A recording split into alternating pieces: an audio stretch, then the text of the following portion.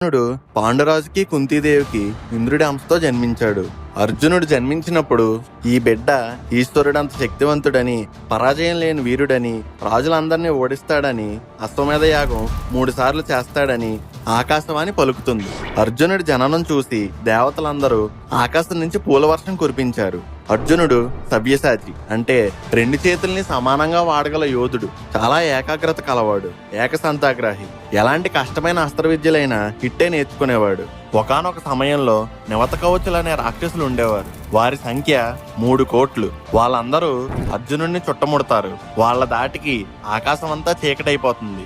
కానీ అర్జునుడు ఒక్కడే వాళ్ళందరినీ సంహరించాడు. పాండవులు 5గురైనా వాళ్ళ ధైర్యం మాత్రం అర్జునుడే. అర్జునుడికి రాని విద్య అంటూ లేదు.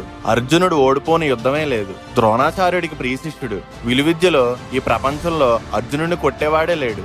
శివుడితో సమానంగా పోటీ పడగల శక్తి ఒక్క